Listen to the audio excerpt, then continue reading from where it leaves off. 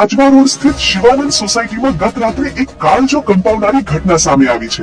Kapurai police મથકમાં head constable તરીકે ફરજ બજાવતી 28 વર્ષીય આશાસ્પદ યુવતી પ્રિયંકા પ્રજાપતિએ અગમ્ય કારણોસર ફાંસો ખાઈ જીવન ટૂંકાવ્યું છે.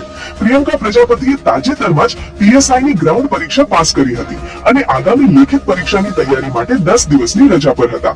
ગત રાત્રે 11:30 વાગ્યાના સુમારે જ્યારે એક સાથી પોલીસ મિત્ર લેખિત પરીક્ષાનું મટીરીયલ આપવા તેમના ઘરે પહોંચ્યા અને વારંવાર દરવાજો ખખડાવવા છતાં પ્રતિસાદ ન મળતા દરવાજો તોડવામાં આવ્યો હતો.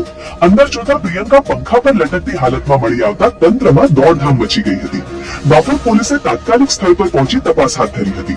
આજે સયાજી હોસ્પિટલ ખાતે પોસ્ટમોર્ટમ બાદ જ્યારે મૃતદેહ સાથી કર્મચારીઓને સોંપવામાં આવ્યો ત્યારે સૌએ ફૂલહાર કરી ભીની આંખે પોતાની બહાદુર સાથીને વિદાય આપી હતી. બાપોદ પોલીસ મથકના પીઆઈ એમ.કે. ગુર્જરના જણાવ્યા અનુસાર આપઘાતના કારણો જાણવા માટે મોબાઈલ ડેટા અને અન્ય પુરાવાઓની તપાસ ચાલી રહી છે. એક હોનહાર અધિકારીના આવા અંતથી સમગ્ર પોલીસ બેડામાં ચર્ચા અને શોક વ્યાપી ગયો છે.